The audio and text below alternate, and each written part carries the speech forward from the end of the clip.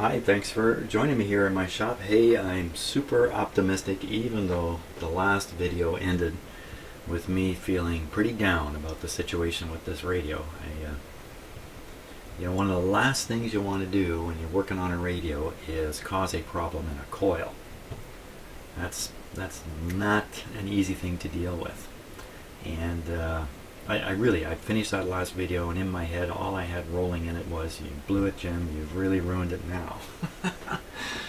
Well, so I spent yesterday avoiding the shop here, doing other things and just trying to put all this out of my mind. And then late in the evening, very late in the evening last night, I was just looking over my emails and a few other things. I got a couple of emails from some viewers who one was providing encouragement that keep going, you'll get it, and the other one was some ideas about how to deal with this tube or this component here. And I went to bed, not that you need to hear all these details, and just laying there, kind of rolling this over in my head and using my mind's eye to look at this part and flip it over and rotate it around, do all kinds of stuff. And suddenly it struck me, oh my gosh, this may not be a big problem at all. All I got to do is loosen up the tube, the form tube, this white plastic tube here, or whatever the material is, and slide the tube in and out of the coil. And so the slug can stay fixed inside the tube as long as I can move the tube, or conversely, move the coil. The coil leads are a little short, but so I'm going to take a close look at this, figure out what I got to do to make this tube start moving inside the metal coil, and maybe I hit the jackpot here. Let's take a little closer look. Okay, everybody clean your glasses. There they are. Now they're nice and clean. So before I get going on this, first observation is all these coils here on these plastic tubes are held in these forms, except this one, the one that was flopping around. So, offhand what I would say is, that's not intentional. There should be one of these forms here too, but the maker somehow messed it up. You know what? As I'm looking at this, this is wired differently than this. I don't know if it means anything or not, but okay, that's a momentary distraction here. So when I look at these coils, I see one wire here, the other wire tucked across the form and tied to this terminal. This one's the same, this one's the same, same. They're all the same. They're all the same down here. But not this one. This one looks like one wire comes to this terminal, the other wire goes to that terminal. Now, could that possibly mean anything? Could that possibly... See, they may all be just, soldered together back here, which I think they are. Let me look again. 3 here.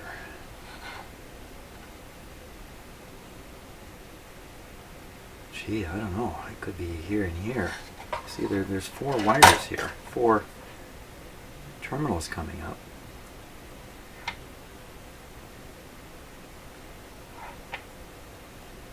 I can look in the manual and see what the manual shows. You know what else I can do? Pretty easy. Just put my ohm meter on that and see if they're connected.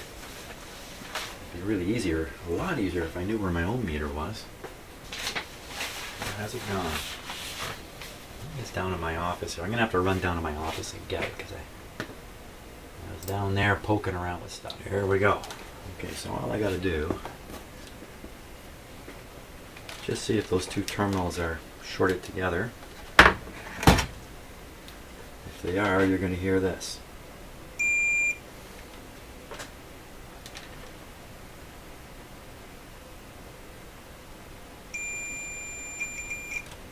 Yeah, it's no different. Well, these 2 aren't.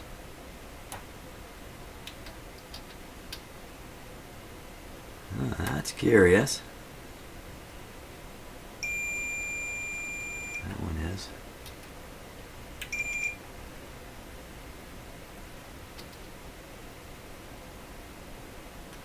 Whoops. Oop, oop.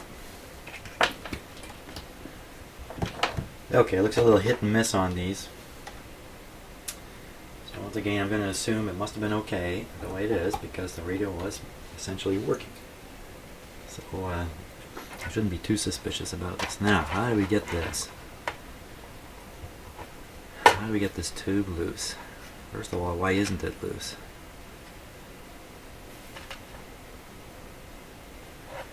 You gotta do a really good close-up shot here.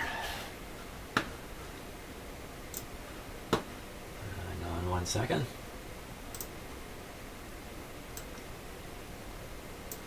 Really make sure I know what I'm dealing with here.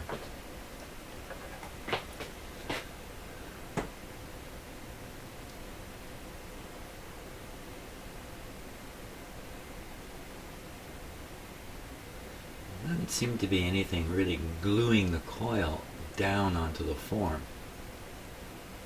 If there is, it's not much. You know, some of that is dust on there. Now, let's see. See how easy it would be for me to loosen that coil if I can and just slide it up the form. And I could either peel off a little bit of wire from the coil. It might not be the wisest idea. There's not a lot of turns on this coil. Or I could put a little extender piece of wire on the lead here. And this one, it's been very carefully brought through like this, but how critical is that really? I could even do what was done with this one. Well, I could just solder the wire to this terminal. Of course, this particular one, that terminal is not connected, but that just might be a little whack of solder on the back of the board. So I could get enough room on that piece of wire for sure to slide this coil way up. The other piece, not so much. Now, how far does it have to go? It doesn't have to go very far, I don't think. See, now this one's supposedly not far at all. Now, number 2. If I can get the coil loose on the form, then it's a pretty easy step to get the form completely loose and move the form. That would be actually easier. You wouldn't have to desolder the coil, wouldn't have to bend it or monkey with it at all. So what's holding it in there?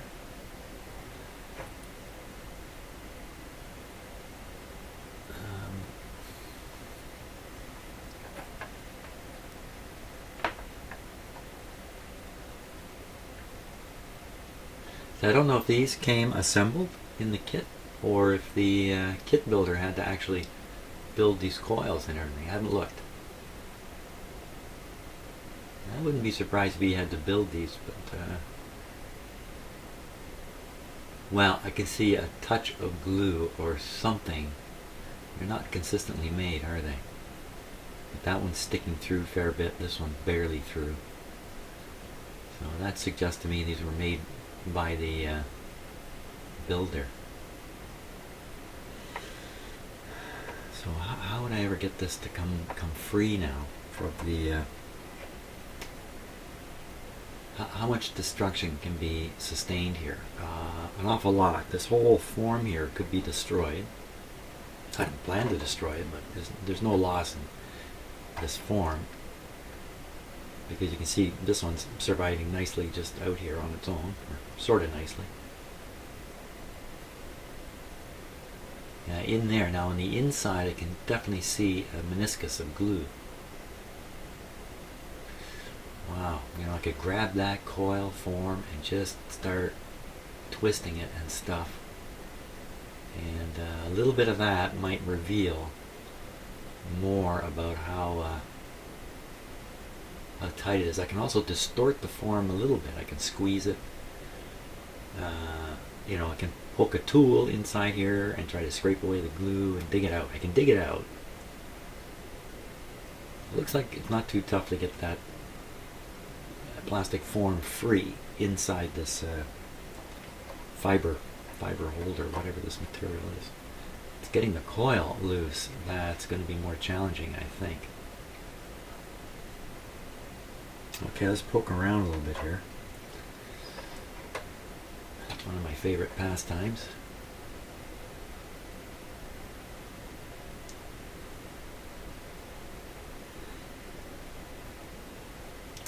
You know, it might make some sense to desolder the wires here and free up this coil while I'm doing this. Okay, let's just poke around with the coil a little bit.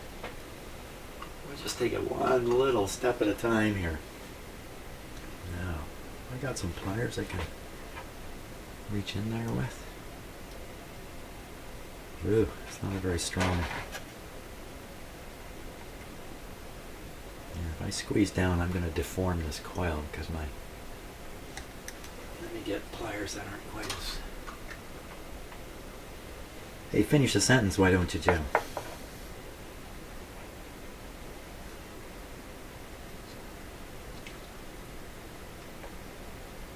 Come on, camera, just stay put. Yeah. Sorry. Okay, here we go. Let's see what happens here. Oh, see it moving? It's moving relative to the form there, right on the end. Pushing in and out. Ooh, that was okay. Right, old radio. Plastic's brittle. Now, you know, when I was heating this up the last time I was working on this, not with the blowtorch, but with the lighter, I actually melted this tip, this edge here, which is just broken away, and oh boy, man alive, yeah. Well, my tool will go right down inside the slug there. I don't want to grip this through the slug. I wonder what kind of materials this is on here. Glue or whatever. Wow, I'm sure if I put a little more pressure on there, I'm just going to rip the end of this coil form right off. That would not be good. That would not, I'd lose my, whoop, what happened there? You're totally in the sunshine shining on you.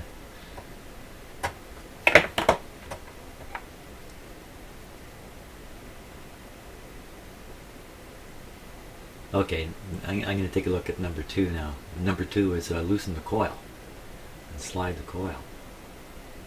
Yeah, I think that's the that's what I need to do. So I need to unsolder it right there. See, it's pretty tiny, eh? You can see my finger in there now. And back here. Okay. Let me get ready for that. Okay, I don't think it's too hard to. I'm gonna try to pull the whole coil form and all out. This one here, which is right here. See if we got that on camera. So it's my fingers pointing in at the 2 of them there. Okay, I think I got it here.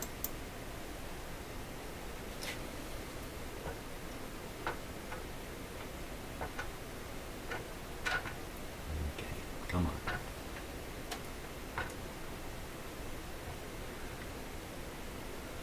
I lost track.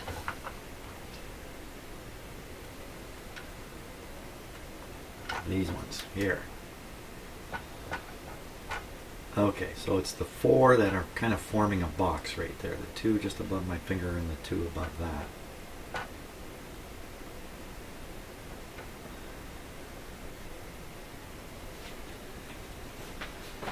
Just letting my soldering iron heat up a little more.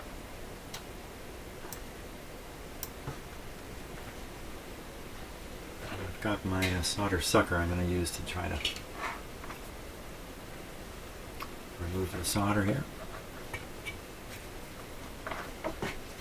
Okay, now the camera may go flying while I'm doing this, but once I get started here, it's just going to be whatever it is. Okay, which one is it? Okay, just making absolutely sure. Got the right ones. It's these ones here. Not those ones. These ones right here. 1, 2, 3, 4. And it's definitely it. It's definitely it.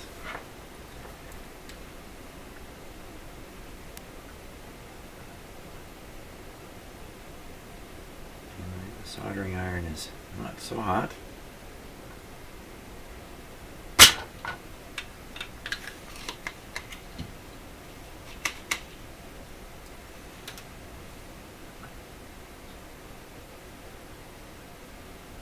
(338 degrees C). I use my big powered solder sucker, but it's just a little bit of overkill for this size job, and it takes quite a while actually to warm up and get ready to use. Whereas this little plastic solder sucker you see me using here, it's ready to go instantly. Hey, did I talk about the weather today? What kind of Canadian am I if I'm not talking about the weather? It has gotten cold. It's minus 17 outside today. Tomorrow's high is minus 21.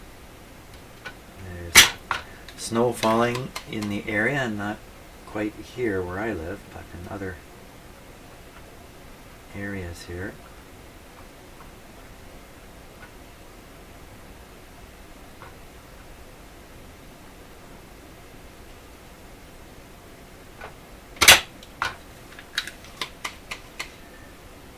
Let's see if we can break it free now. From there.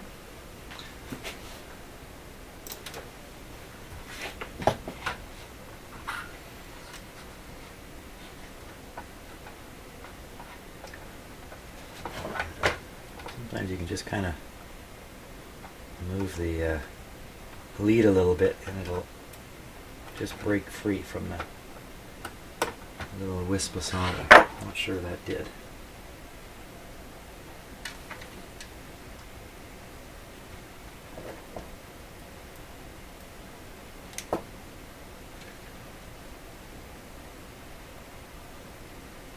Now, working it like this, the danger is I can lift the trace off the board here by accident. So I can see the back two are free, the front two are stuck. So what I'll do, got my hand on the form here, I'll put some pull it off pressure onto it. So I'll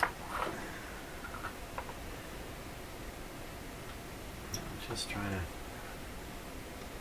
sort of untack these. Come on.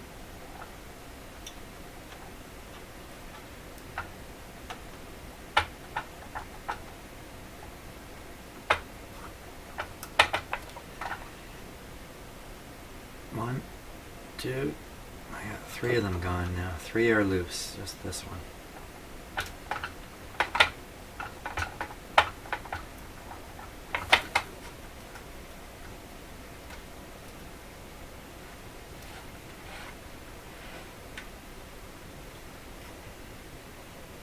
It's glue holding it that I put on for the other coil. May not have been the best choice in glue, by the way. But, you know,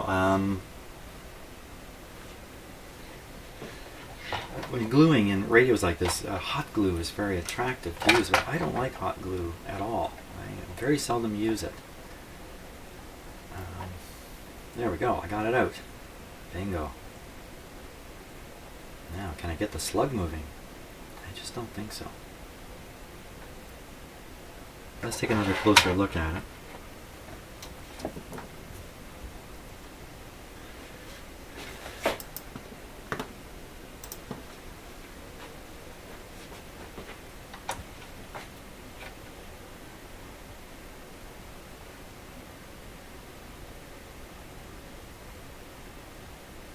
So I'm looking where the coil form, the white coil tube goes into that brown form.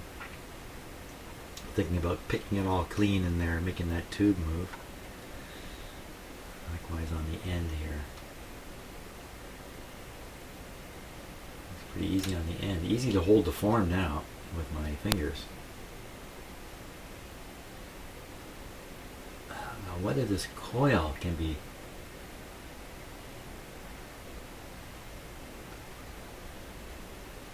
it doesn't look particularly glued in there. Something on it.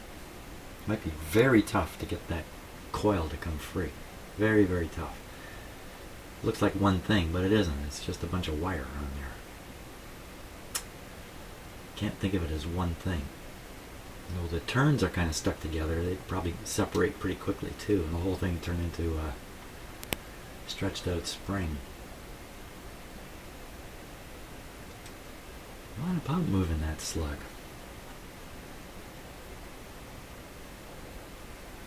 There's already a piece out of it.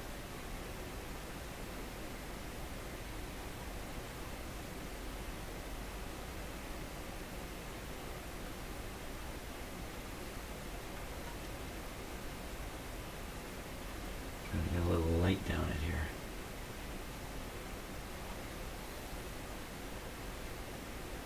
There we are. Oh, it's cracked on this end too. It's cracked all the way through.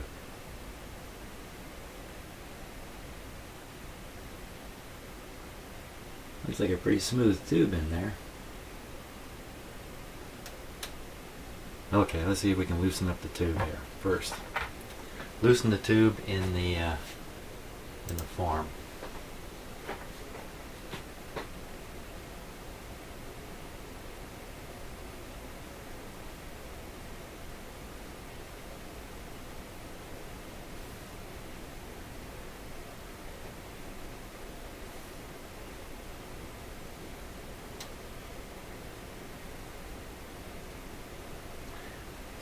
If the coil is loose at all.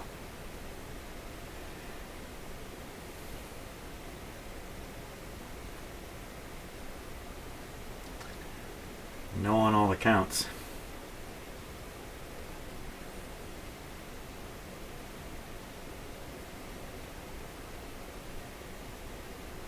Very hard to tell if anything's moving relative to anything now that it's all out here and just in my squishy fingers.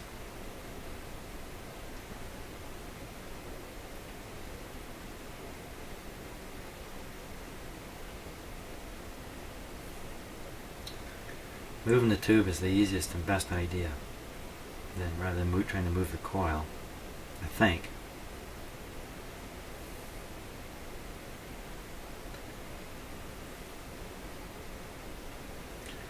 Like moving the coil into its final position is going to be tricky. The amount of movement in the slug during the alignment process is very little at the last bit. It's a very tiny amount.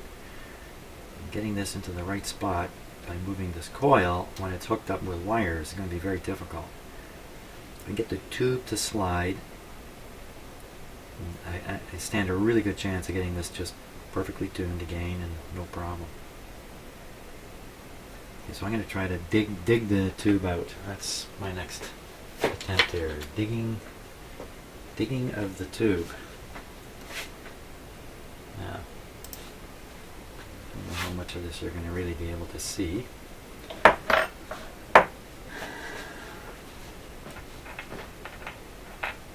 Let's just come this way here.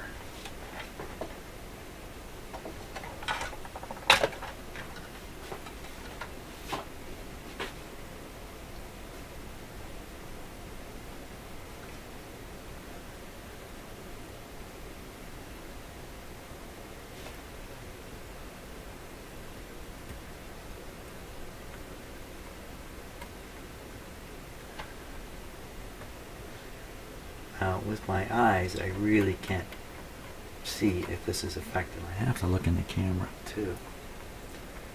I cannot do that. I cannot manipulate the tool looking in the camera.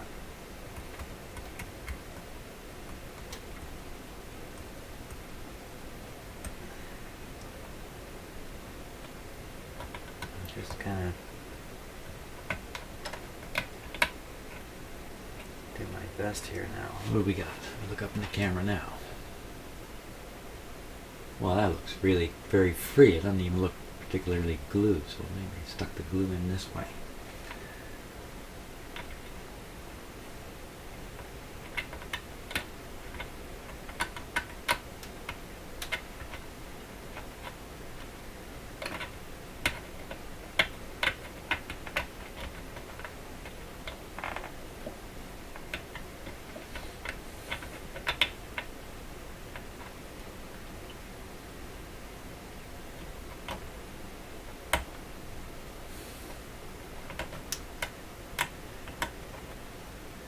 Yeah, it's a beautiful day here.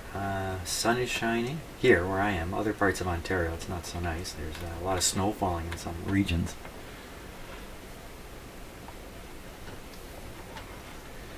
Some places not far from here.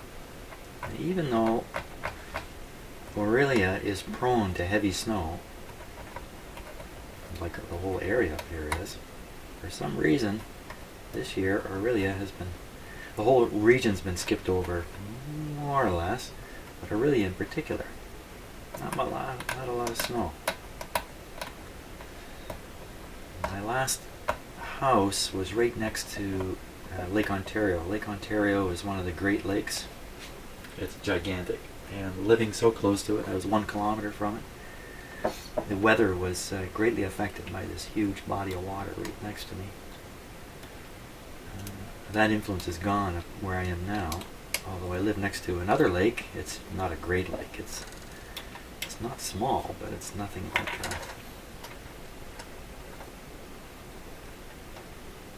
it's nothing like Lake Ontario.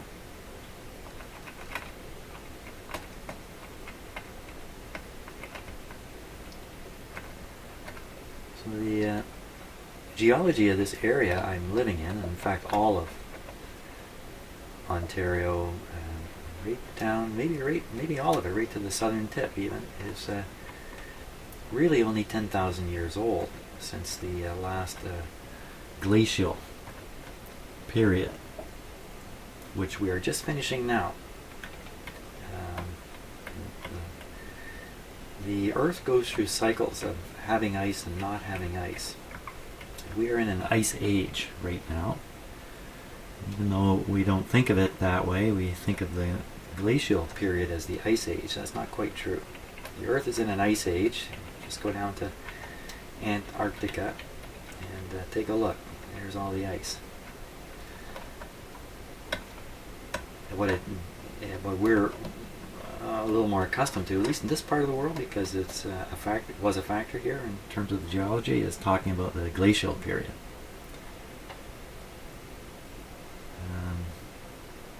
So all the Great Lakes and everything in this area really only got here after the glaciers left about 10,000 years ago.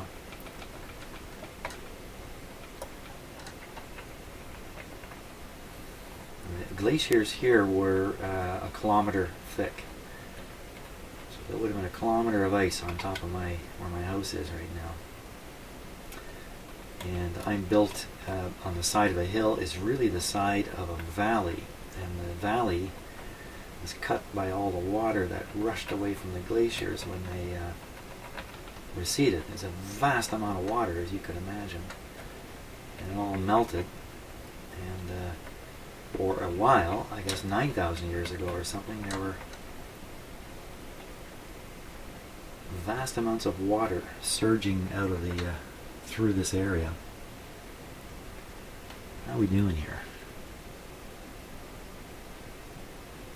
Now, I'm kind of removing the meniscus that I can scrape, but the glue part will be right in, like the glue will be sandwiched between the two parts. That's going to be really tough to try to affect. I can distort this fiber coil and disrupt the glue a little bit that way. Have we gotten anywhere here?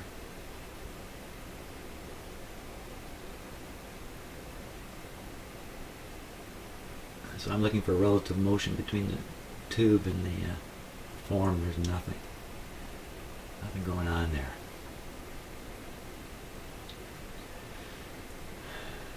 Okay, so it looks like I'm going to have to pull the tube out with the coil on it, and to desolder it, free it up, and really work the tube out. Then with the tube out, with the coil on it, figure out how to loosen the coil. Once I get the coil loose, hopefully I won't have distorted its shape. Put the whole thing back together with a loose tube. That's the plan. That's the plan. That's the plan, Stan. Now,